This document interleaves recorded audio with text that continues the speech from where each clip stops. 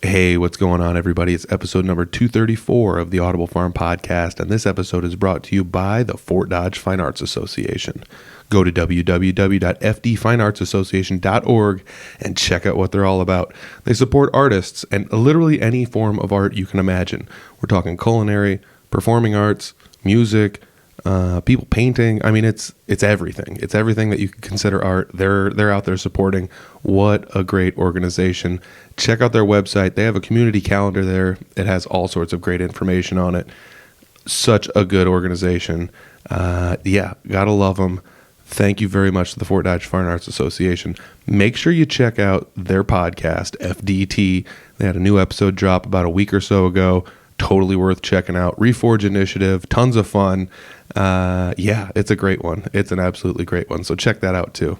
This week I'm sitting down with Patrick Tecklenburg. Patrick, he was actually on the podcast before, maybe something like episode 190 something maybe. I don't have it in front of me. But yes, he's been on the podcast before.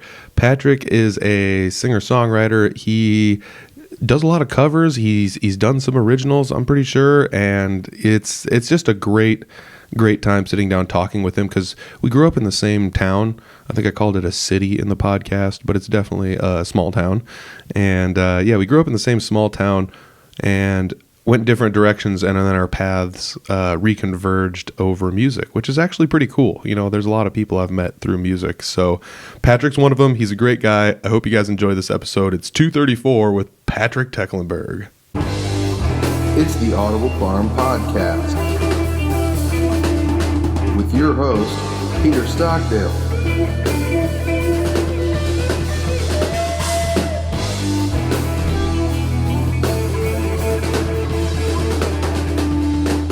Sitting down today with Patrick Tecklenburg. Patrick, or do you prefer Rick? No. No. I mean, if you want to call me that, cool, but I might not respond because I might not know that you're talking to me. Okay, Rick Berg, everybody. It's Rick Berg. That's my wrestling name, right? I'll take it. Yeah. I watched the Vince McMahon documentary, as many have, and once or twice I thought of you because I know you like wrestling. Believe it or not, I was watching wrestling before you came over here. Very seriously. I received a, this is slightly related but also off topic, a text message from a fellow Humboldt High School graduate when I was sitting in my living room watching the Yacht Rock documentary that was on HBO. Came out a few weeks ago. I haven't seen it. And I didn't watch it the moment it dropped. It was probably a few days later. I was just like, oh, I'm going to watch TV. And then I received a text message from someone saying, have you seen the Yacht Rock documentary? So, of course, I took a picture of the TV. And I was like, I'm watching it right now. Oh, man. Yeah. Well, that Vince McMahon doc, oof. That's all I got to say. Do you feel that, oof, since you're hardcore, that it showed things in not the particular light that, or let me put it this way, that it cherry-picked certain things and it was not as accurate as you would have made it had you made the doc? Or I don't know. This is the one thing I do know. The pro wrestling scene can be very, a nice way to put it would be like greasy. You know, it's sure. It's imagine like being a model. You have to look this way, you have to act this way, you have to go out and put on these clothes and then walk down the ramp this way. And people are going to take advantage of you, and it's like an unregulated sort of industry, and it's the Wild West. Yeah, there's no unions. It depends on who likes you and how much they like you, and it's all up to the fans, and they can push you to the moon if they want, but if nobody likes you, then who cares? And you never really know what's going on behind the scenes. So there's been lots of stories like about how greasy wrestling is. I mean, if you just go like look at the Vince McMahon doc, it's like, I don't remember hearing about this accusation in the 90s. And it's like, oh, it happened, you know, but it's just the power of the internet, the information traveling the way it does now. Well, I'm not a wrestling person at all. But I found it to be very entertaining, as many people had referenced or had been talking about it, and I was like, all right, I'll check it out. Yeah, it is what it is. I mean, his reputation is obviously pretty tarnished now compared to what it used to be. He's like 100 years old, so yeah, he's lived his life. He's been a billionaire. He can live with a few years of shame before he dies, I guess. Yeah, and I mean, like, you have to think about it. Like, I always look at wrestling like a carnival act. So Right. like imagine like you go to a carnival and it's like it's clowns and it's the bearded man and they have elephants there, but they might not be treating the elephants nice, and they always hear all these like weird things about it. It's like it's the same thing except it's just with people, which makes it even weirder. It's just kind of like music too. Yeah, honestly, yeah. I mean, Big circus act. yeah, I mean it's the entertainment industry, honestly, is what it is. But I think that's the benefit, honestly, if we want to transition into talking about like local music. Let's like do it. That's the benefit of like local music, because I feel like everything on a local level, it's a lot less I won't say greasy, but like you kind of control your own fate a little bit more. Not that any of us on this podcast ever are on this level, but like I remember hearing stuff like I don't know if it was like MC Hammer or something. Like he made more money selling records and CDs and tapes and stuff out of the back of his own car than he did when he finally signed a record deal. But also, like, I'm pretty sure MC Hammer didn't pay taxes at one point in time and got in trouble for it. I heard on a podcast actually last night as I was drifting off into sleep that MC Hammer had these big tax problems, but that he was like on, I want to say he was on Jay Leno's like Tonight Show, and he brought an entourage of like 300 people. So like his like concept of managing money was not great, I guess. Oh man, yeah. Well, I mean, no one's ever accused any musicians I know of being like really good at managing money either, though. Let's be fair. There's probably one or two tightwads out there. Well, I mean, yeah, for sure. I can probably be called one of the tightwads, but I've also, as you know, I've bought gear that I didn't need and it just sits here, doesn't do anything. So I've also spent money on things. Do you have a few collector's pieces down here in your grunge dungeon? Because I mean, certain pieces of gear will appreciate over time. Most don't. Some people like buy a bunch thinking it all will, which is not smart. But yeah, I'd say I bought a few where it's just like I'm just gonna hold this because it's neat, and that's some of them have appreciated and some of them have not. That's like, what investing in things is all about, is because you believe in the future of it. That's true. I mean, let's say like the thing I have the things I have that I've appreciated the most are like signature items for musicians who have passed away. Oh, there you so go. It's like, well, they're never going to make another guitar or a blah blah blah amp or whatever because the person's not there anymore. Well, so I'm still trying to sell my Dimebag Darrell guitar on eBay, and I paid $65 for a box that I scoured all over the internet, and lo and behold, eBay was the only place where I could find a box big enough to ship, because I bought the biggest box at UPS and it wouldn't fit because it has the hard shell case. But, anyhow, so I'm in the process now of trying to sell it nationally because I got it at a garage sale. But anyway. Yeah, all those Dimebag guitars, like any of those pointy guitars, the thing that everyone forgets is like, if you want a case for it, the case is mondo. It's so big. It is very big and very heavy. It does fit in my car, and I drive a Toyota Camry, but it's very big. Yeah. It's very big. Yeah, I don't know. Those signature items, I don't know. I've never been a big fan of pointy guitars, but I do own I think I own two maybe. But like one of them, like to get a case for it was like, it's like bigger than this table. It's just like, this is so big. Like, why do we need a case this big? And you start measuring and you're like, oh, it won't fit in here if I don't have one this big. Right. I don't know. Well, any Pantera fans out there listening, hit me up on Facebook Messenger if you want a very rare Dimebag Darrell Dean Explosion decal guitar. It is ugly, but it plays great. And it's not one of a kind, but it's pretty unique. Yeah, I'm gonna catch some flack for this. I don't think any of Dimebag's guitars were ever really super attractive. No, they're ugly. I mean, it's not my cup of tea, but I saw it at a garage sale and I was like, I can flip that for some money. And so I did, I'm trying to. Yeah, I mean, I don't know. I don't want to be the person that has the hot take 5 minutes into the podcast. Take it hot, heat it up. I don't know, the color schemes on the guitars, not my favorite. Like he's had Confederate flag guitars or ones with just I'm pretty sure he had one with weed all over it. It's a sticker. It's why? But also I guess it's a signature piece of somebody that everybody loves. So it's I just want that thing or whatever. Or they had the ones that the edges were beveled down to look like razor blades because it's the Dean razor or whatever. Well, the 12th fret inlay, whatever you call it, is a razor blade. Okay, on the razor back. Yeah. So it's I don't know. again, it's just not my favorite guitar, I guess. I don't know. But No, I but also, I don't know. I will say from my research, the green slime one, I thought that looked cool. But I don't play in a heavy metal band. I don't think I ever will. And if you're not playing in a heavy metal band, then bringing that guitar, any of those guitars on stage would be a very kitschy move. Yeah. Yeah. And I don't think that my band is a kitschy band per se, but maybe within the next few months before I finally get it shipped off to Terre Haute or wherever, someone from my band will bring it on stage. Who knows? Yeah, I think we talked about that maybe in like the Friendsgiving episode. It was just like, it's not appropriate to bring certain guitars to certain gigs. Yes, I think I remember that moment, and Kind that of. guitar popped into my mind. Yeah, I don't know. I've had guitars where it's like, I'm not bringing this to play with Jesse. Nobody needs a whatever, but there's some where it's like, this could kind of fit. Like, who is it that plays?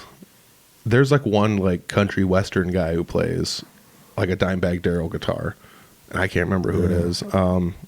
There's people screaming at the radios right now. It's this guy. Send me an email. Send me a message. Yeah, call in if Call you know. in. Yes, You'll the be a number little late. The number is flashing at the bottom of the screen right now. Yes, it is not. But so if you don't play metal music, let's kind of go to you here. So Patrick, what kind of music do you play? It's been a while since you've been on the podcast. I play the same music now as I did then, right. but it is rock and roll music. In case you haven't heard what I talked about, I also play country or classic country or outlaw country. I don't really play 90s country Garth Brooks per se. I don't really do anything newer than that, but I like the Willie Nelson, Johnny Cash, stuff like that. Just the very simple, timeless stuff. I just tend to cover those songs because they're timeless and I like them and they suit my voice well. And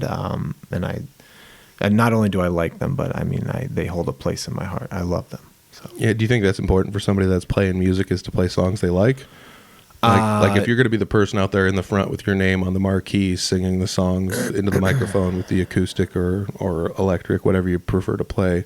So I would say yes, but as a caveat, I would say it's also a great skill to be able to, if just being a musician in a general sense, if you want to get a lot of gigs and make a lot of money, to also be flexible and be willing and able to play music that you don't like or don't know. But yeah, if you're the person picking the songs, if you're like, I do a lot of solo gigs playing in the corner of a bar, and yeah, I want to mostly be playing songs that hold a special place in my heart. And then there's also, but you balance that with other things too. You got to play to the room. You got to read the room. You got to play to your audience, whatever that audience might be. A bar is not the same thing as a theater. Bar X is not the same as bar Y. Theater X is not the same as theater Z. And, you kind of have expectations going in there of what's going to work, what's going to keep you engaged in your own performance, and what's going to keep the audience going. And you kind of make that Venn diagram work. And you like I said, you read the room, but then be prepared to have your expectations kind of blown away or be ready for surprises, because there's always surprises. You go into every gig thinking, this is how I think this is going to go, and then you leave thinking that's how it went. And there is a Venn diagram, there is some overlap, but there's always some surprises, and I think that's what keeps us coming back for more, right? Yeah, you can go to like the smallest bar gig ever, and you're like, there's going to be nobody here, and it could be packed wall to wall. Or you could go to like some big gig where you think this is going to be packed wall to wall, and it's not. But like you said, you can go to a show where it's like, there's not many people that seem to be interacting with me except for like one table. And sometimes that one table is the lifeline you need, know, and it's like, this is perfect. This is right where we need it. It's not what I expected, but this actually works out really well. Yeah. What has changed since 2022 when I was last down in this cavern? Yes. Well, it looks slightly different, I guess. Just barely. Yes. The decor is like, things have moved around. Yeah, the junk is just piled in different areas now. Well, okay, so 2022, I was playing some gigs, and I jumped on a gig or two with you, and that was cool. And I am still located in the Cedar Rapids, Iowa City corridor, Crandick area. But so for 2023, I kind of wanted to just do the same thing, keep trying to turn my duo into like a full 4-piece rock and roll band, and just like build it into something bigger and better than what it was. And I also, I wanted to like play a ton of gigs, but in the winter, the early months of 2023, I met my lady, and she works 80 hours a week. She's a resident physician. Jeez. And she has a dog with a lot of energy. So, which I managed to incorporate them into my life and play more gigs. So that's great. Oh, cool. Not as many gigs as I had maybe initially thought when 2023 started, but I did a bunch of gigs playing guitar for Gina Owens, who is a country singer who has since moved to Nashville.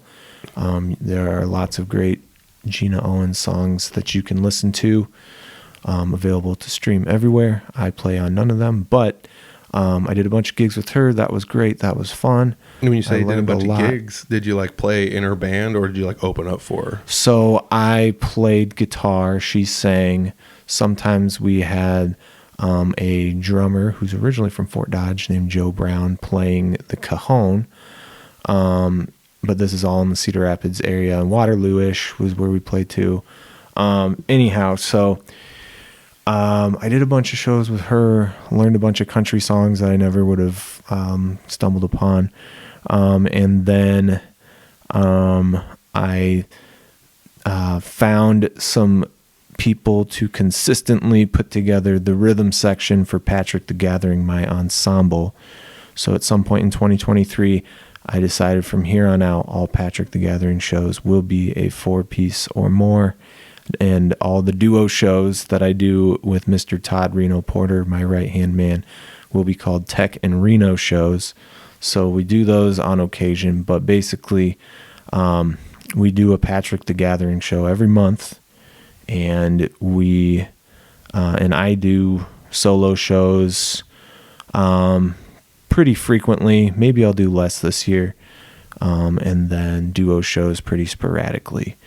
And I'm open to doing more things, but that's basically where it sits right now. And so 2023 was good, consistent. And then Gina moved to Nashville, and she had other guitar players too, but so I'm no longer accompanying someone necessarily. And in 2024, I did over 50 gigs. That includes like nursing home gigs that I do on about once a month. But consistency, the band is strong. We actually, after I was on Audible Farm the last time, the Patrick the Gathering with the original guitar player, John Patrick, our first single came out, which is 2 songs, an A-side and a B-side. It's like original music. Yes. And Nice. then in August of 24, we had 2 more songs put out into the interweb ether sphere, into the universe. And I've got 2 mostly finished songs that I'm hoping this break I have right now from my day job at a high school, I'm going to try to really hammer those into my brain and then introduce them to the band, and then get back into the studio and put them out faster and more efficiently and better than the others, and just keep going from there. That's the plan. You're talking about like making your music, getting it out there faster and more efficient. I always think that was like something that bothered me about like, I mean, I've played with different musicians and different things like that. And there's some of them, like you said, are more and more expeditious about like getting their music out there into the world. And there's something to be said about like getting it out there too fast. You could like perfect it a little better, make it sound better or whatever, but you can also like spend so much time perfecting things that by the time it comes out, it's like nobody cares because you wrote this song a year ago and they've all heard it live 480 times and et cetera, et cetera. So there's this like weird fine line. Like a saying I've been taking to lately is like perfection is a form of procrastination. Oh yeah. If you're just like, no, we got to just do a little bit more. No, just a little bit more. No, just a little bit more, you know? And it's like, eventually it's like, well, now we're just, basically like redotting the I's and recrossing T's at this point. You could have just had the thing out there or whatever. But there's also something to be said again for if you're going to put out something that's like an artistic expression of yourself, it probably behooves you to do the justice to the song or the album or whatever that you think it deserves. It's a balancing act, and I have respect for people like Daniel Johnston, if you're familiar, who was extremely prolific, extremely mentally, what's the right way to say this? He had mental health issues and he is now dead, but he made all these cassettes. Like he would record the same album on a cassette recorder like over and over and over again, and like either give or sell these cassettes to people down in Austin, Texas is where he was from. And eventually, like in like 1994, they recorded him on a major label, and I recently listened to that album and I thought it was awesome, and I need to listen to it again. But the thing is the songs are good, and there's a lot of crappy garbage stuff too, because he just churned it out constantly. But so there's the prolific person like that, and then the opposite of that.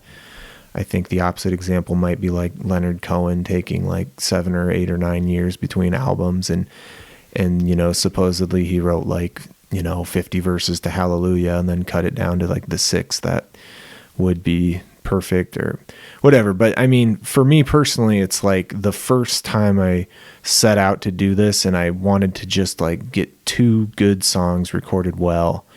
And I learned a lot from that. And I still look back and have regrets and things I wish I would have done differently. But I just, it's like you hit it and you move on. And so for the next one, it was like, okay, this is where we're starting. This is the time frame I want it to be finished and out into the world. And I think most things were better overall. But there's still a lot of things like, God, I wish I could have done this differently. Mm-hmm. And it's like, I could go back and screw around with that more, but it's like, or I could just move on with my life and move on to something else.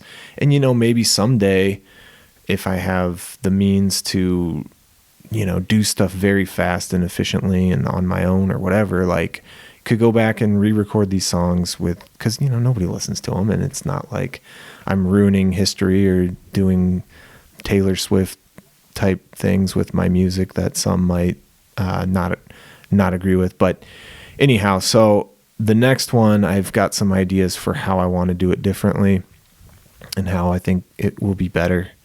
And I'm excited for it. It's just finding the time because I'm busy and I'm tired, and it's not something I can like just pick up for 5 minutes a day and make progress on, Yeah. It's like whittling a bar of soap, it's like, Are you talking about making scrimshaw? Is that what we're talking about?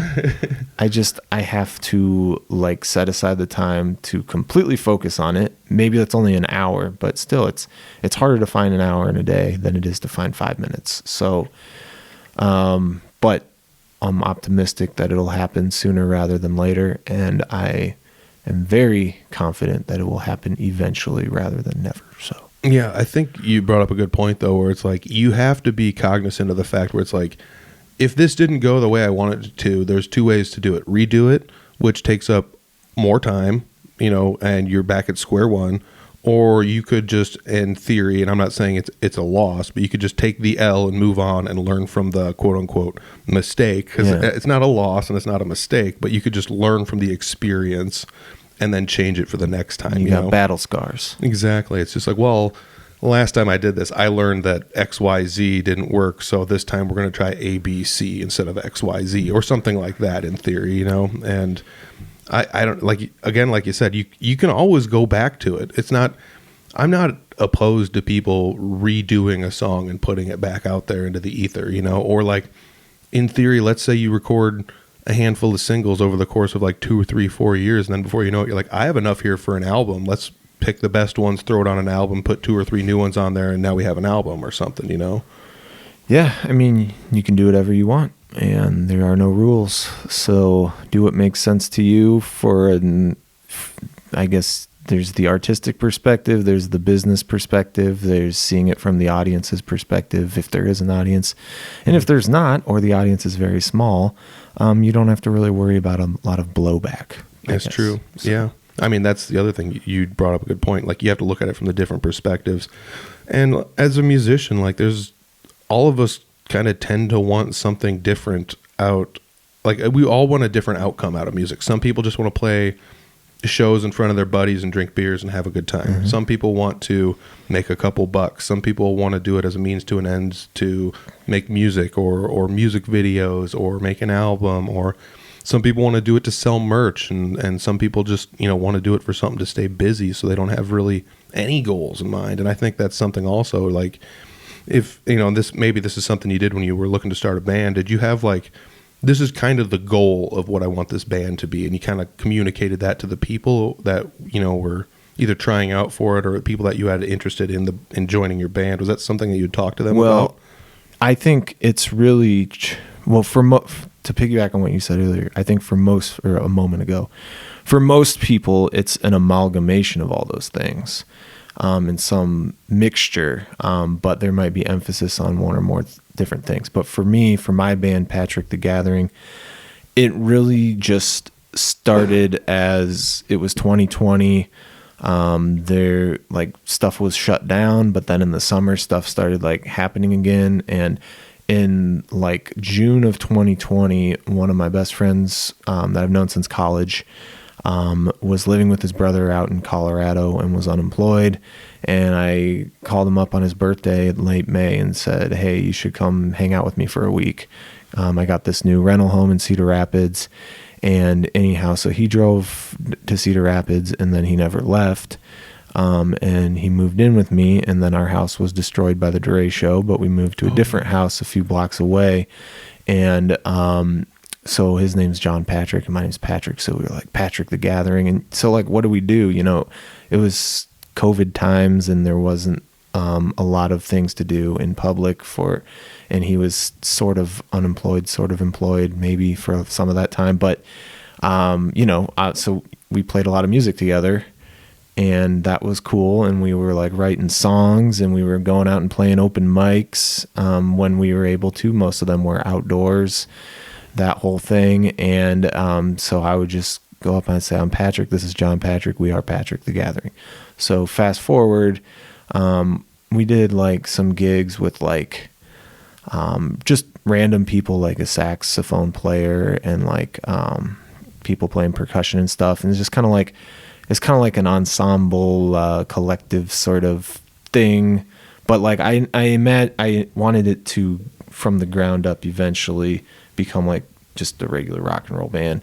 But in my mind, like someday it's gonna be like Bruce Springsteen and the E Street Band, where there's like 12 people on stage, or Nick Cave and the Bad Seeds is really the one that's closest to my heart. Or anyhow, so so 2 years ago, almost 3 years ago, John got a nice scientist job in St. Louis, and our main guy, Todd, who was looking to like enter the fold in some sort of respect, took his place as the lead guitar player. And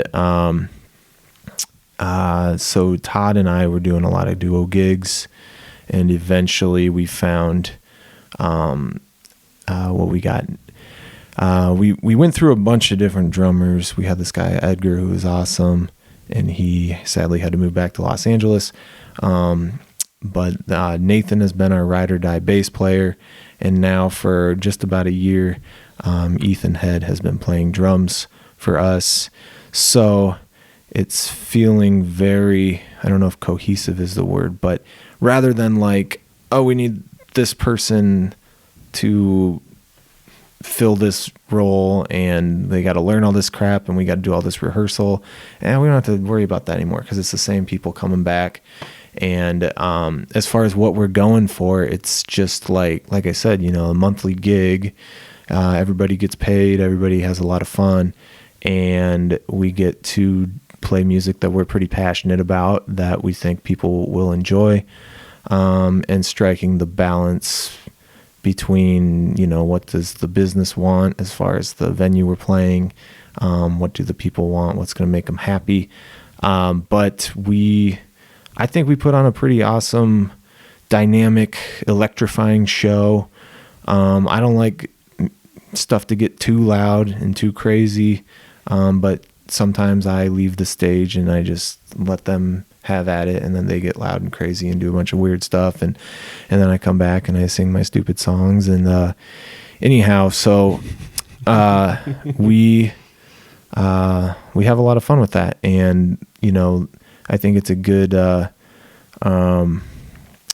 train tracks. Trying to think the right word analogy, but to put out original music into the world, as far as because we always play our original songs at all of our shows, and if you like them, you can go online and listen to them whenever you want on all the various platforms. And if you discover them there first, you can come see us once a month.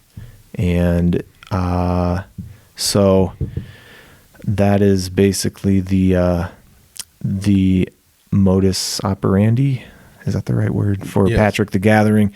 And we will be back at it at Checkers Tavern in Cedar Rapids on January 10th. Nice. So what have been some of the biggest, I don't say like struggles, but what are some of what are some of the things you've had to overcome when you were like, all right, we need to start a band? Was it trying to find the right pieces? And like you said, like sometimes you end up with fill-in people that are only going to be there for a little while. So it's like, okay, now we have to redo this rehearsal and do it with a new person and kind of get them used to how we do things around here. Because, every band is a little bit different. Every band plays Should Have Been a Cowboy a little bit different, or whatever it happens to be, even though that's not your... Yeah, well... you're probably not playing Should Have Been a Cowboy. No, we don't do that, but maybe but someday. Maybe someday. But still, like, is that what you think that would be one of the biggest struggles, or just finding musicians? Because it doesn't seem like you've had too much trouble finding musicians. Cedar Rapids is pretty full of musicians. But to find the right people, and I'm the band leader, I'm the CEO and the evil dictator, and I never once auditioned anybody, or it was always just go out to like the Gabe's Jam or any other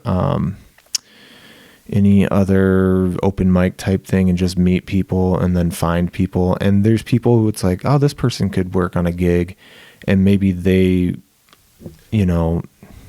regardless, it's like, I don't think this is going to be the person that's going to stay there forever, but we could use them. And I just always had this list of people in my mind. And then, I found my people who are like, this is going to be my ride or die. And I'm prepared if they say, look, I'm moving to, Seattle or New York or Florida or whatever. And all right, well, I've got other people who could fill in the void, and it's going to suck for a while to have to, and you'll be sad, but if you move back, you'll have a job waiting for you. But so it's just like I try really hard to make them happy so that they'll stick with me, and within the confines of doing what I want to do and doing something that is a viable product for the people who are going to pay money for it. It's not just like this hobby thing that I'm going to sit in my basement and do for fun. And the moment it's not fun, go back to playing video games or something. It is definitely a business, and I'm business minded about it. Now, it's not a business that makes a lot of money or may ever make a lot of money, but I've just also found that, like, as far as the fun aspect, the exciting aspect, and taking music to the next level, like, you kind of just have to run it like a business in order to get to that next level and to do things the way you dream about doing them. So, like, you can only go so far when you're just doing things by yourself in your bedroom. But anyhow, so we'll see where the band goes in 2025. I'm looking forward to all of it. I just booked 2 more gigs this afternoon. Oh, cool. Before I came here randomly. Nice. And if you're listening out there, we would love to come play in Fort Dodge or Humboldt. I've been trying to make that happen and failing, sort of, maybe not trying hard enough, but we also want to be we would love to play in Des Moines, the full band, not just me, and do the same in Waterloo and Quad Cities, and just kind of branch out. But you did have a Fort Dodge gig booked, but it was derailed by weather. Yeah, that was just me. My dad told me that it was billed in the newspaper or something, or on the radio as Patrick the Gathering, but it was just me.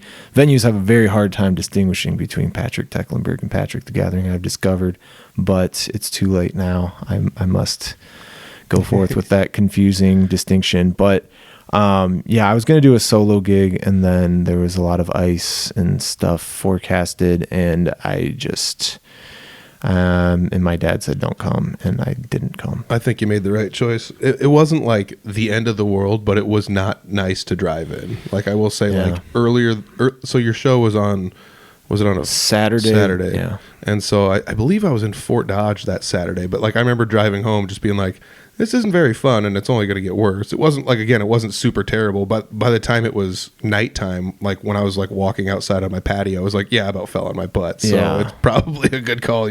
It's funny too, though, like the rest of this month has been like devoid of any winter stuff, it seemed like. And my Merry Christmas, everybody. And when I booked the gig, like, I don't know, 5 months ago, I was like, so this is in December, so there's a chance that coming from Cedar Rapids, blah, blah, blah. And I made sure to like keep the Friday open so that I could come on Friday instead if need be. But my dad was just like, just don't come. Don't do it. I mean, by the time you got to come up on a Friday and then stay, and then you do the Saturday show and then probably stay again and then drive home Sunday when they hopefully have, the roads clear. But, again, you said it earlier, like you have a job. So it's not like you can just fart around and do whatever you want whenever you want. You have responsibilities outside of playing music, Yeah. And I mean, I've sort of structured my life so that there's a lot of flexibility in that regard. But this is not my full-time job. So yeah, I think that also probably lends itself to,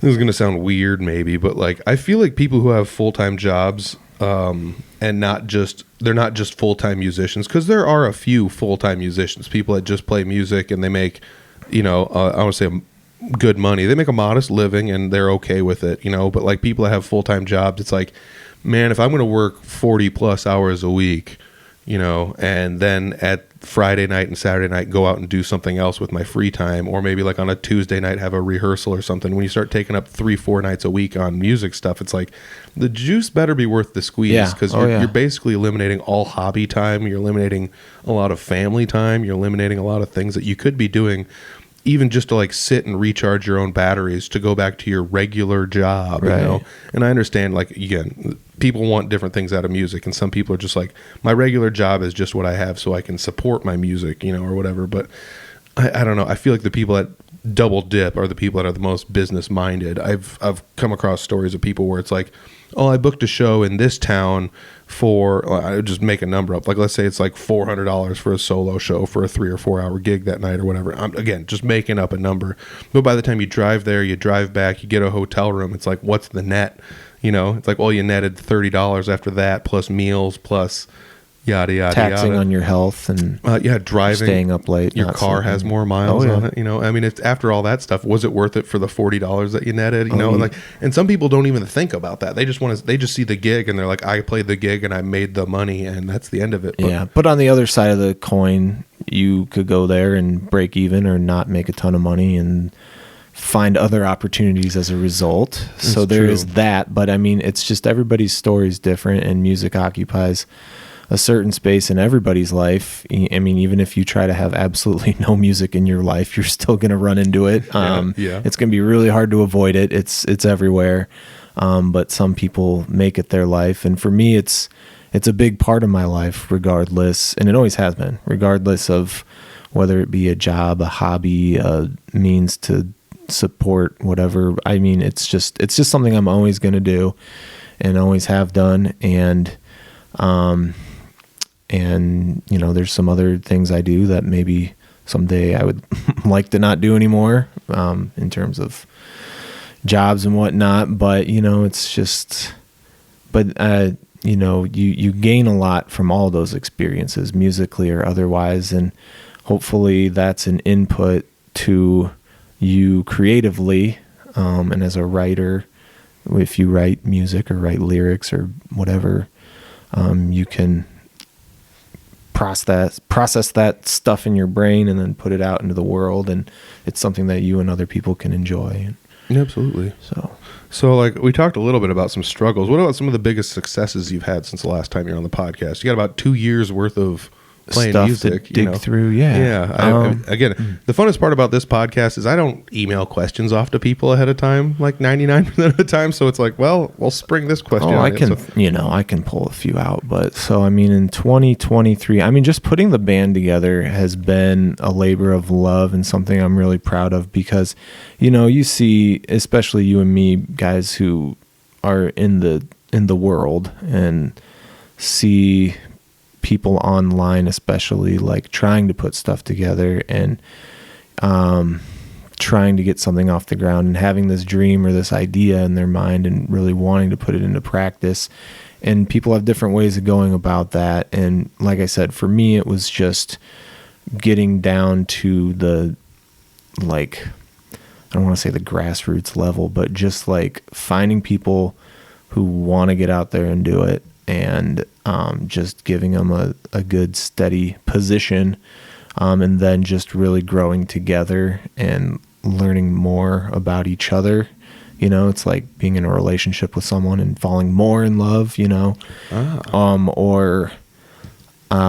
just getting to know them on a much deeper level. And it's like I'm the band leader, but they are like cued into like all of my instincts, I guess, or their instinct. Like they know how to read me and how to respond in various situations on stage that may or may not be rehearsed. And so there's like all this unconscious stuff that goes on when you just have that, those rodeos under your belt with them. And, as far as successes, I would say just having a great band that I love playing with, and I'm very proud of those guys. And I love those guys, and so that's been a big success, is cultivating that. And I would say like playing for large crowds of people, like at Millstream Brewing in the Mana Colonies, like for Ragbri. That was cool. It was kind of scary because it was 95 degrees in the afternoon.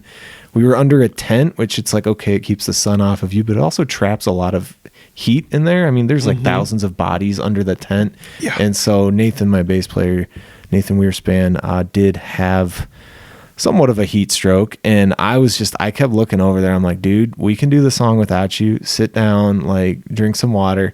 Cause I think the rest of us were seasoned enough to know that like, we got to pace ourselves. We got to drink water. We got to stay cool. Cause like, this thing, like if you need to sit out, like we can make it work, but if you crash and burn, that's just not good. Yeah. And, like physically, put yourself in the line of danger. But you get hot when you're playing in a cold room, thrashing around on the bass guitar but when it's 95 degrees outside, it's a whole different ball game. And, but yeah, so that was cool. That was a success. He survived.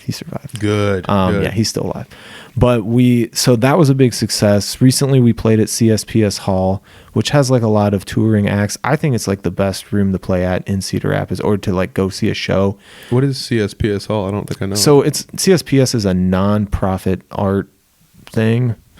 But it is a non-profit organization, but within CSPS Hall, or CSPS, the building, it's like this, they have this like 100-year-old theater within like the confines of the building, and attached to it is like this whole space for art, visual art. And so it's usually like local artists have their art show. What do you call it? Like an art show? Like an exhibit? An exhibit, yeah. All right. So that's always going on. So if you go to see a music show there, like during the intermission or before the show, you can stop at the bar and have a drink and go check out all the cool artwork. And I love going there, and the shows are not expensive. It's always a great deal. Like it's always well worth your money. But and it's all like run by volunteers, and we just like, so we played there last month, about a month ago, and it was just on a Thursday night, and I had my students band open up for us, and it was just a magical experience, you know. And in Cedar Rapids, it's like the status quo is like you can't, most of the time, like you can't charge cover at a bar. But you know, we sold tickets for this, and that's how the venue operates. And so I think, you know, that scares away a certain portion of people. And I tried to put it out there in the world, like, hey, this is better than a movie, you know, and it's like the price of a movie. In my opinion, it's better than a movie. I thought it was better than a movie, but it's awesome. Like, cause you know, we play all these shows in noisy bars, and we've been blessed enough to play in other places too. But, it's just awesome. Like, you know, the song ends and you just get like this thunderous applause coming back at you, and then it's just like silent. You can hear a pin drop until you start the next song. Mm-hmm. And that's just, it's different than what I'm used to. And part of that is because, like, you know, we didn't sell the place out by any means, but I just like it because, like, the bar is separate, the bathrooms are separate. If you want to yell at someone during the song, like, you can do it out there, and it's like socially unacceptable in that room to do that. So I think it's well worth the price of admission. They have touring acts come through. If you're in Cedar Rapids looking for something to do, check out CSPS Hall for sure. And I had opened for a singer from Des Moines named Dan Tedesco there back in April. Yeah. So that's kind of part of how I got my in, I guess. But we're looking forward to hopefully doing that again at some point in 2025. And besides that, we'll just keep playing our regular circuit of the bars around the area with the occasional outdoor shenanigans in the summer and, you know, all that cool stuff. So that was a big success. I guess I'd mentioned my students' band, the Electric Paperclips. You can follow them on Instagram. I was substitute teaching a weightlifting class a few years ago, and three of the guys in that band had put this band together, and I just had sort of discovered that they were doing that, playing at like the talent show thing at the school. And so I talked to them about that after the fact, right at the end of the school year there. And since then, I kind of became somewhat of a mentor to them in certain ways, and actually painted one of their houses, which was interesting. It's pretty fun. But anyhow, I watched them like grow and develop and progress, and it's been over 2 years, and like it just like made me personally so happy to like see how awesome they are, and like so proud just to see the progress. And like, so every year at the school we have like this bonfire thing where they light a bunch of, for homecoming, and they light all these pallets on fire. Mm-hmm. And it's kind of obnoxious, but they always want like a rock and roll band playing at it. And so these guys had been one of the bands last year, and I was tasked with running sound, and I had a smaller PA than I have now.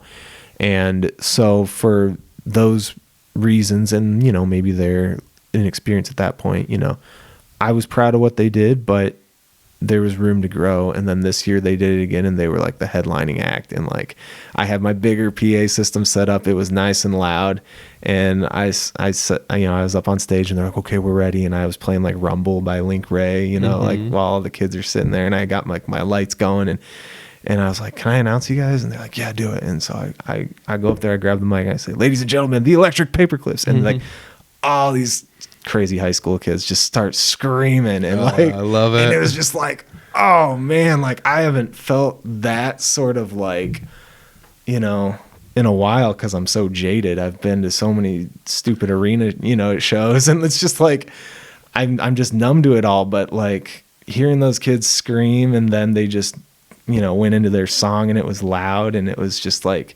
oh, it was just goosebumps. So that was a success for me, and I'm proud of that.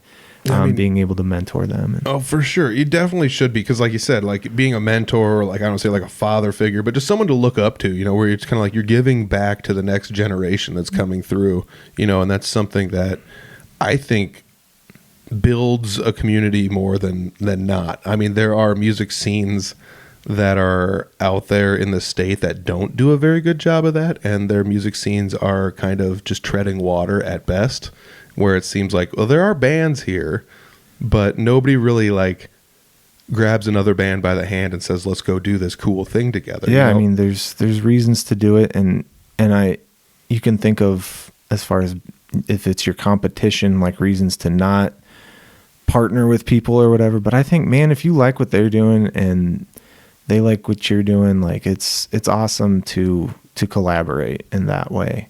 I don't know. And it's not going to come back to hurt you in terms of like losing market share on a limited audience, because it is limited. Like, this is not New York City or Los Angeles.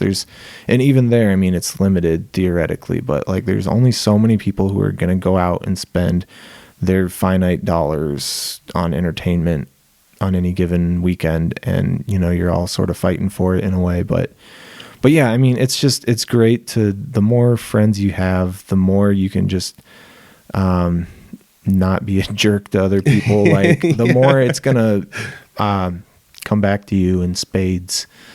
Yeah. If that's the right word. Yeah, I agree 100%. Because it's like you said, the market share is like, what, you're going to miss out on 4 Facebook likes? If or like, what are we missing out on here? Oh, I'm going to have to split my $200 paycheck with somebody else. Oh, like, it's not like we're missing out on big money or big likes, or not. It's not like somebody's getting a record contract taken away from them because you split a bill with somebody, or you helped a band that you book a show that you couldn't be on, or whatever it happens to be. I look at, I mean, a big one I always look at is Fort Dodge. I mean, there's always so many musicians there willing to help out the next generation, and the obvious ones to point out would be like Evan Pratt, like within the last handful of years has been playing more shows, and now you got this band that Evan's kind of been helping along called Love Bomb, which is just some high school kids, and they're out there playing multi-hour shows now, and it's like, multi-hour shows in high school, like, that is insanity to me, to even think that like that's possible, but they're out there doing it, and I feel like it really doesn't matter who, but as long as somebody has somebody to look up to, or to like kind of like glom onto a little bit in the music scene, that also comes down to networking. If the Electric Paperclips never played a show and just sat in their basement and kind of dinked around, you wouldn't know who they are, and then you wouldn't be able to help them though too. So it takes the initiative on the other end as well. It's not like we all just have to grab a newcomer and be like, all right, this is the next wave, or something like that. Oh yeah. Yeah. Yeah. And for those listening, if you need a band to fill a bill in the 319, Patrick the Gathering and the Electric Paperclips are available. So reach out. Absolutely. Yeah. I also want to say, like, those shows that are like that you mentioned, where it's like, this is a mixed venue, or like this venue is used for, playing music, but it's also used for art, or it's also used for this, that, or the other. Or like, recently I played at a show that was at Plain Talk Books. I heard about that. I wish I could have been there. And that was really fun. Did it sound good? Did the books dampen the craziness of the Betty? I will say this. The PA left a little to be desired. It was not loud enough? The vocals were not loud enough? Yeah, there wasn't anybody really running the PA either, so it was just kind of like turn it on and play. Yeah. And then when you have 3 or 4 different people think they can run a PA, and they're up there behind the mixer kind of twisting knobs and stuff, let's just say the sound was not optimal. It wasn't bad, but it wasn't optimal. Is that venue looking to book more bands, or is that? Yeah, I think they're doing 1 show a month for sure. But so it is a bookstore in Des Moines. It is a bookstore, and they have a soda fountain next door, but it's attached to the building, so you can walk through the bookstore. So do they sell refreshments of any kind at the bookstore? Yeah, you can get your old school Green Rivers and all that crazy stuff. I don't know what that is. Oh, that's an old time one. There's a song called Green River. There's a band called Green River. There was. Oh. So either way, yeah, you can go there. You can get like Italian sodas and ice cream and all sorts of goofy stuff over there too. But do they have a liquor license? I don't know actually. Oh, okay. They may or may not. I don't know. I don't really drink too much, so most of the time I don't partake at shows. Yeah. I will say this, I'm not the best at drinking and playing music. I get really hammy and start doing like I'm just saying in terms of booking gigs there, like that would be cool to play in a bookstore. Oh yeah. But if you're gonna, from the customer perspective, they might want to have a couple beers. But, yeah. And I was just curious, but Well, it didn't seem to dampen it because the building's not like super huge. Let's just compare it to like a downtown building. You know, it's like what, 20-ish foot by 60 to 80-ish foot, you know, like whatever it happens to be, 25 foot. I don't know, whatever the downtown Main Street normal building size is, you know, and it's about one of those with another one attached to it on the side, but like one half of it is where. Well, how was the turnout? Pretty good, honestly. Cool. You know, for for a place, I think it was only their second show they had done there. We had played on that one, and it was 50 plus people were there at least. Wow. You know, so even people just walking in off the streets. I can't remember if there was a cover charge or not to get in, but so is it downtown Des Moines? It's East Village. Okay. So like if you walk out the front door, you can kind of see the Capitol down the street. Okay. So it was kind of cool. You know, I've never played there. There's only been a few bands that have ever played there. And from what I've heard, the shows are pretty well attended. But those like mixed venue places are tons of fun because like while the opening band's playing about stuff, I'm walking around looking at like, oh, this is the banned book section where all these books are banned at like public libraries or like whatever, and they've got just a whole pile of them just sitting right there. So if you want, you can just pick one up off the shelf and start reading it, which is really cool. That's awesome. Yeah, that's what's more punk rock than that, and you know, playing in a place that we could turn this into our version of the Wells Fargo Arena. Did they change the name on that? Yeah, well, Casey's, right? Oh, yeah, that's funny. Oh, yeah, because they were going to put like an actual Casey's inside of the place where you could like walk into the concourse area, and it's just like, oh, there's a Casey's here, and you can get your Big Gulps or whatever the hell it is. Big Gulp 7-Eleven. Marketing tactic. Yeah. Cool. Okay. Well, how awesome would it be? Like, they already have some of the best-selling pizza in the U.S., and now they're going to have an arena that, like, that's going to be one of the big things is Casey's Pizza.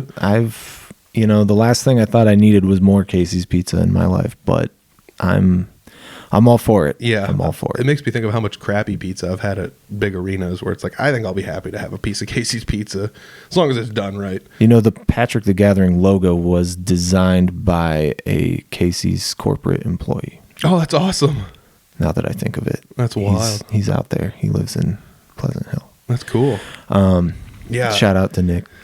not to start up the Casey's war again, but you know, like I had on a recent podcast we had talked about like gas stations and our favorite ones. But yeah, Casey's definitely one I always tend to stop at whenever I'm traveling to and from somewhere. I've gotten many a late night pizza on the drive home. Now it sounds like this is a corporate spot for Casey's, but I will say that when they say, do you have rewards? I say, I do not want to be rewarded for this behavior. Yeah, absolutely. That's my go-to line. That's actually when I have really funny. My pizza and my donut in my hand. But that's actually really hilarious. Yeah. No, I don't know. If you think this is a corporate spot for Casey's, maybe I'm just trying to do damage control for the last episode, which hasn't come out yet as of this recording. On them. Yeah, we did a fair share of pooping on Casey's, but I don't know. I will say this. I love me some Casey's pizza, but at the same time, like I would love it if I went from Casey's A to Casey's B and the pizza was even remotely consistent. Because like sometimes you go there and it's like, well, I want a late night pizza. And it's like, well, this is mostly dough and sauce and almost no cheese. I just want the breakfast pizza. I don't want their pepperoni slice or their sausage. I don't like the sausage. No, I'm give or take on that. But breakfast is good. My theory on pizza is also I love good pizza. I love bad pizza. I am smart enough to tell the difference, and I will eat any and all of it, and I will eat it when it is old. I will eat it when it is cold and hard. I am a glutton. That sounds like Dr. Seuss. You know, I will not eat them, same I am. No. Okay. All right. Enough of the Casey's plug. All right. Don't go to Casey's, as a matter of fact. All right. I don't know. Don't do it. I don't know. Come and go. Maverick. Actually, come and go. I will throw this out there. I'm glad you said that. Best coffee. Like, like Casey's coffee. I can't believe they sell like you can take these beans home and make Casey's coffee at your house. It's like, why? So I can feel sick to my stomach at my own house? I don't know. I'm a quick start man myself because you can still walk over to the urn and just like I want the convenience of not. I'm sure Casey's coffee is better because it grinds to the cup or whatever, but.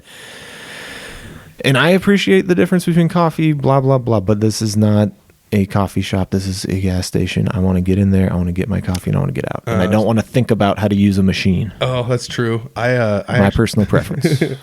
Oh, my gosh. Yeah. Okay. So we went full circle with the big three in Iowa, Quick Star, Casey's, and Come and Go. So yes. I want to say this. If you're listening to this still, throw something into the chat, the comments. Anywhere. Oh, yeah. This is on YouTube. Woo-hoo. Yeah. Put it in the comments. Who do you like better? Tag them and let them know. No, I'm just kidding. Well, I'm in the process of opening Prince Patrick's Pirate Pizza Palace. So I'm just kidding. Oh, I would totally go to that. Are you kidding me? I was excited there for a second. Well, maybe someday with the residuals from the songwriter income. Oh, I love it so much. Oh, it's so gold. Oh man, let's see. What do we got for time? Oh, we're actually getting really close to an hour. That's really good. Man, have we talked about everything? So Patrick Tecklenburg, once again, sitting down here on the podcast. You haven't been here in by the time this comes out, it's like 2.5 years since you've come on the podcast. I killed Audible Farm the first time because it was right before, it was maybe the Swan Song podcast. Well, it wasn't. It was August of 22, and then you hung it up in December, okay. And I remember feeling very sad. I remember where I was. I was in my bedroom, and I felt sad, and so I messaged you right away, and I was like, anything I can do to help, because I enjoyed listening every week, because it's stuff that's very relevant to me. Maybe not to everyone, but to me. So. Yeah, let's just say this. I don't know if you have any comments on this, but protecting yourself from burnout. Like you said, you have essentially a full-time job, and then you have, I forgot about this, a side job. I have 4 jobs. Yeah. And like I said, have made myself responsible for keeping my girlfriend's personal life together. So, and that's great. And so it's like a 5th responsibility. But she works 80 hours. Yeah. So I'm busy, but I'm not burnt out on the music, because once again, it goes back to the consistency, because maybe when I started gigging hard, I was wise enough to realize, because I'm 33 years old, I have some wisdom, but I was wise enough to know that you, at a certain point, in theory, it's I want to play 200 shows a year. That'd be so cool. And I'd make all this money, and I'd make all these connections and get so good at what I do. But it's also if you commit to that and it's not paying your bills, and you got to do something else to pay your bills, man, at some point you're going to lose it, and it's not going to be fun. Yeah. And I don't want to say that this has happened a lot, but there have been maybe a couple times as far as being a gigging musician where I'm I don't really feel like doing this tonight. And that has not happened a lot, but I have that in the back of my mind when I'm booking gigs, because you don't want to do that. You want to play your shows, and you want to have fun, and you want to be inspired, and you want to be thrilled to be there, and you don't want to be thinking I'd rather be somewhere else. And you want to, and that sustains you to keep doing that into your 80s and 90s, like Willie Nelson, Yeah. So, and think of how much money you're going to make if you can consistently do it over that period of time, and you don't take any steps backward. You don't lose your chops at all. And you just enjoy the whole experience. So it's all about balancing all those things. And I think, all the crap I do outside of music does provide inspiration for the music. And so I'm grateful for all of that. And, music might be one of my main interests in life, but it is not all that I am. And I think that, because what are you going to do? Write songs about music for your whole life? Yeah. Right. It's cool. When AC/DC sings "It's a Long Way to the Top" if you want to rock and roll, and there's a lot of truth in that song, but there's more to life, and music is one aspect of life. And for me, I've made it a big aspect of my life. And, but those other things make the music better, I think. Absence makes the heart grow fonder. Oh, yeah. You brought up a good point. Sometimes having other things to do makes it so when you actually do book those gigs and go to those shows, you're I'm happy to be here.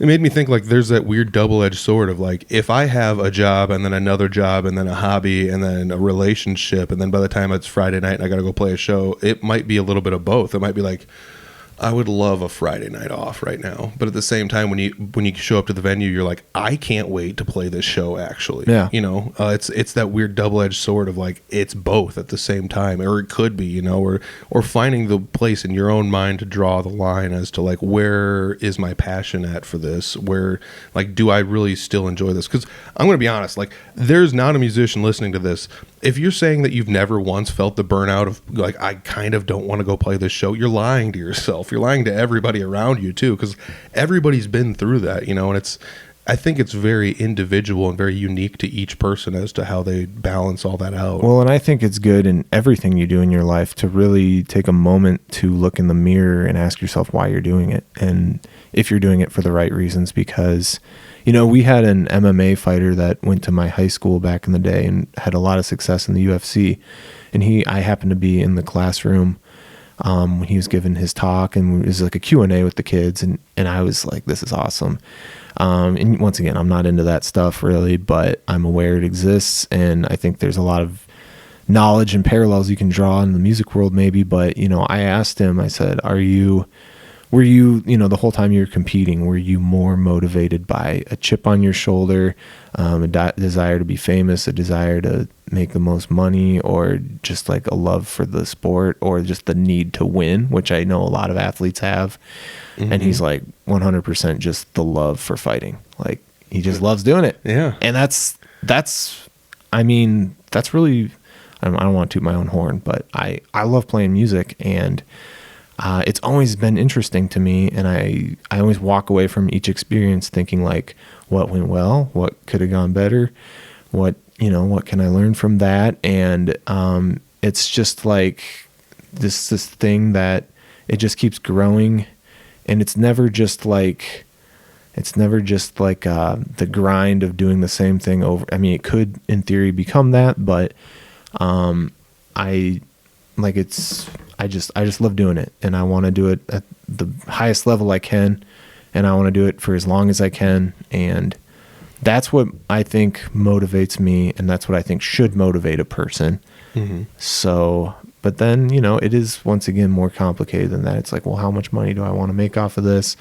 Or am I willing to, you know, make less money and do it more on my own terms, or do it the way I want to do it, and what's maybe more important? Be more proud of myself 10 years from now. And maybe that's even, you know, big picture, long run, the right way to go from a business perspective. Like maybe you do just have to scrape by for a very long time, because it's a very oversaturated labor market. Yeah. But, you know. I mean, I've looked at that too, like exactly what you said. Like, is my artistic expression worth more, or like my integrity to myself for the art that I'm trying to put out there, is that more important than, you know, whatever's going to come on the backside? Well, and some money, or booking a show that I might not fit well on, or et cetera, et cetera. Sometimes those constraints put upon us by practicality or financial purposes can add another dimension, or another challenge, or another inspiration to what you're doing. And you think of like lots of music that people love. Like when I toured Sun Studios a few years ago, and the guy there showed me like when Johnny Cash was recording his first stuff, how he like put a $1 bill in the guitar strings to make like that drum sound. Yep. I never knew that, but obviously a $1 bill is cheaper than a drum set or hiring a drummer to come in and play. You know, it's like Johnny Cash didn't have a whole lot of money. He came in, he made this simple music that is timeless. And so yeah, once again, like those constraints play into the room, you know. You might envision yourself playing at Madison Square Garden, but if you're listening to this, and you are a musician, you probably have never played there, and probably never will. But there are other places where you can play music, and where that can be very impactful on an audience, or it can be a lot of fun for you, you know? Mm-hmm. And but you might have to tweak it. You might have to do it differently than you had envisioned. And that can become your sort of thing, and where you find your voice, your originality. So, you know, I think you have to embrace your own unique circumstances, embrace the struggle, make what you can with what you're given. Yeah. I had listened to, I had helped host a podcast for FET. Oh, shoot. And I don't want to give too much of it away, because I don't think it's going to come out by the time this comes out. But the concept that somebody had spun off was basically goals should be a moving target, and you should be careful not to let them pigeonhole you. Because if you're like, this is my one goal, and I want this, and this is the only thing I ever want, and you put all your energy into going to that one goal, you could be missing all these goals that you're bypassing with your tunnel vision but at the same time, you have to have the goals and be going towards something, but you have to realize, like, if your path is going to fork a little bit, you have to choose the right path and fork with it. You know, you can't just be like, I'm not taking either of these paths. I'm going right through the woods, and I'm not taking the path. I'm just going down this way because that's my goal, and I don't care what happens. It's like you could be missing all sorts of stuff on either one of these paths that was presented to you. So, yeah, I don't know. Like, having a goal and an objective and things like that, like you brought up a good point. Like, you might not play Madison Square Garden ever. Most of us, probably all of us, will not. But there could be a different Madison Square Garden, you know, in our that could come up. You know, it could be playing a Ragbri show. Yeah, and I want to say too, though, goals are great. I love goals. I have goals, but I think systems are the best. And that's, you know, I'd like to think Patrick the Gathering is a system. You know, dude, because you can tweak a system, you can constantly modify it, and maybe it hits the target of your goal that you may or may not have, and maybe it doesn't. But it is hitting some sort of a goal. And when you are consistently doing something over and over that you know that you can do, sometimes it automatically starts doing more than you thought it could do. So sorry to completely derail your train of thought, but it's crazy. You didn't derail it at all because I went to where you were leading. That was the exact next thing the person said on the FDT episode. Geez. You do not rise to your goals, you fall to your systems. Exactly. That was exactly what they said. I never heard that, but that's cool. That makes a lot of sense.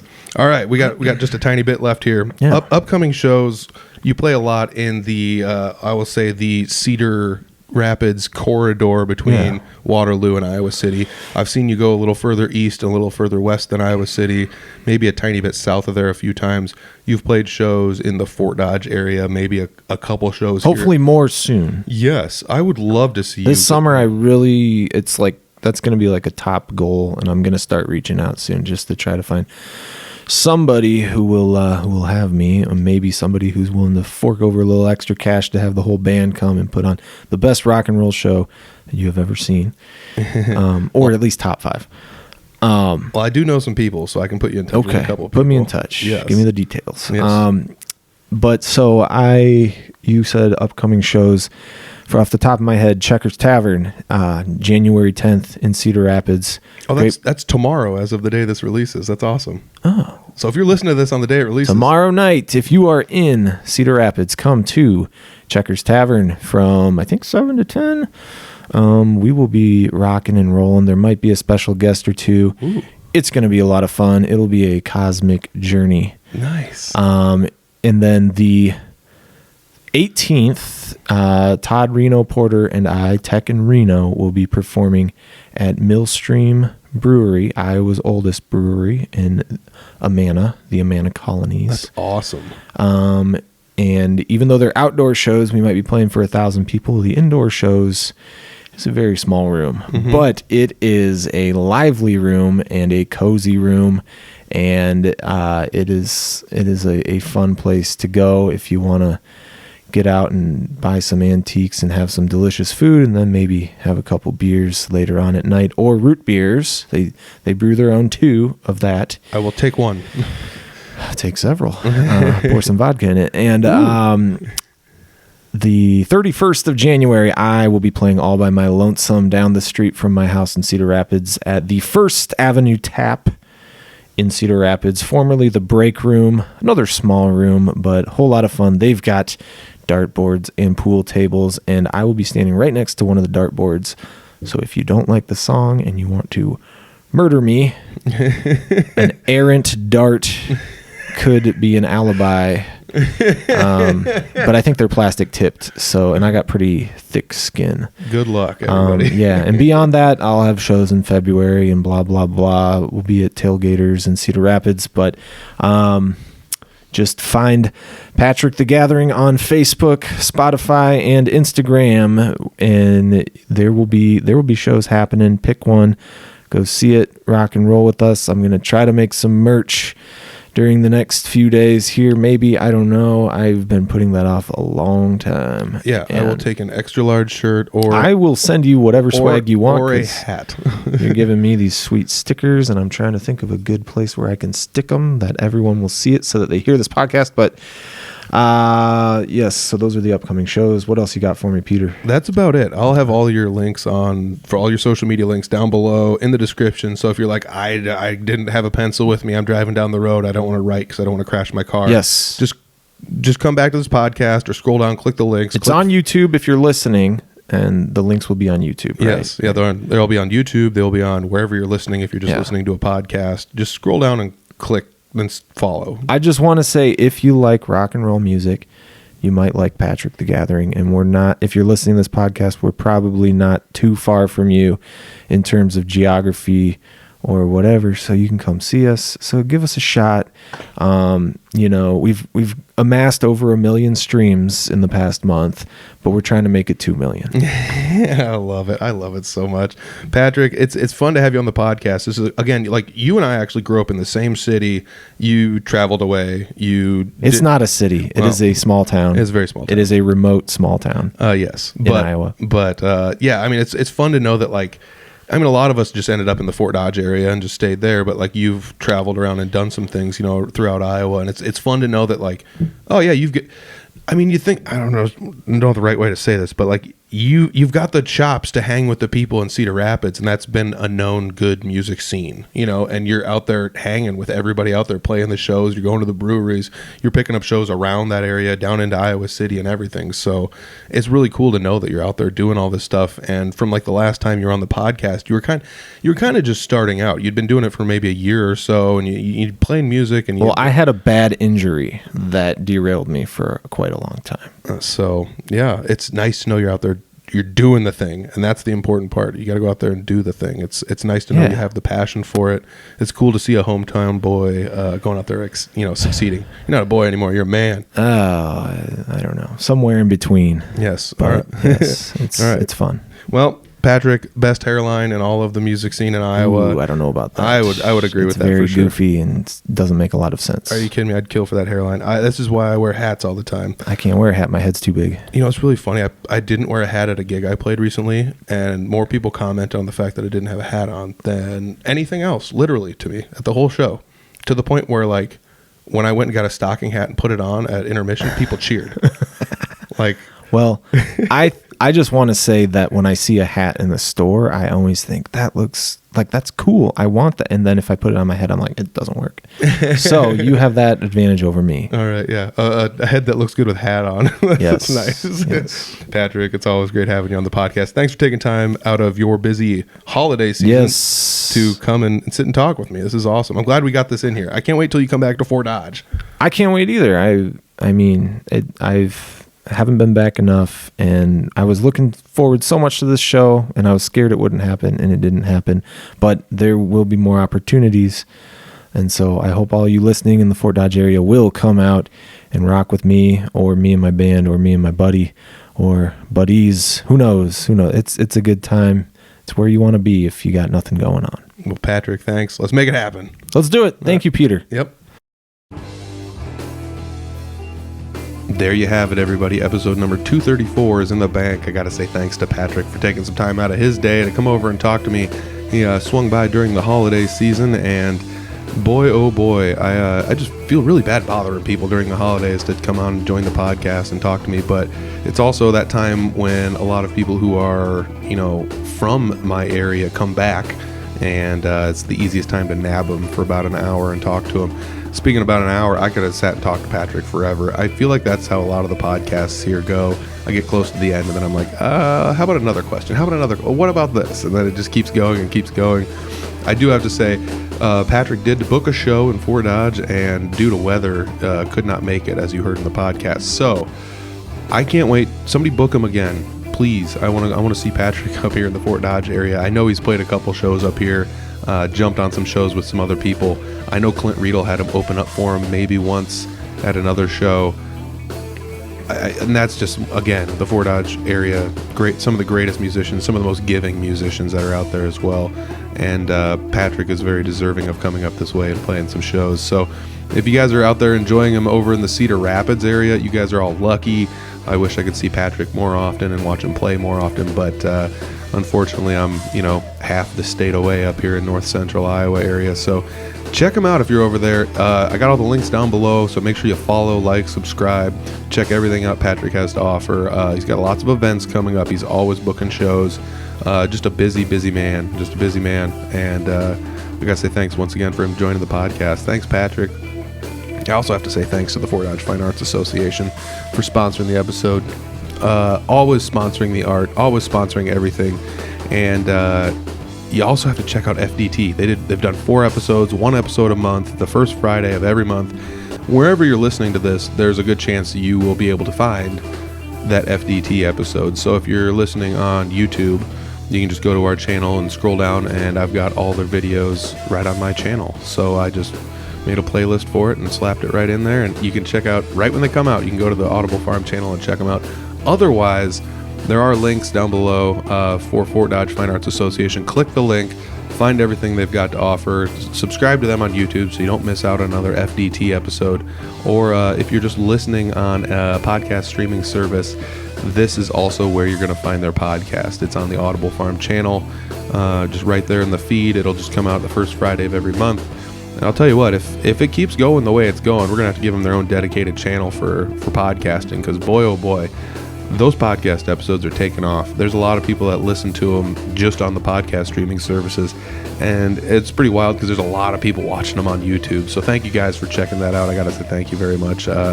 Shelly, she's such a great host of that, and it's so fun to be able to co-host a podcast with somebody. So thank you very much to Shelly, and thank you to all the guests we've had so far. It's been a great time. I also got to say, if you scroll down even further in the description section, you'll find some Audible Farm links. So check those out. Subscribe to us just about anywhere as @Audible Farm. YouTube, Facebook, Instagram, Twitter. There is a TikTok. It's audible.farm. I don't post much or basically anything at all almost on that, but it is there as well. So if you have TikTok, go ahead and check that out as well if that's something you like to do. If you're watching on YouTube and you made it this far, you might as well click the subscribe button.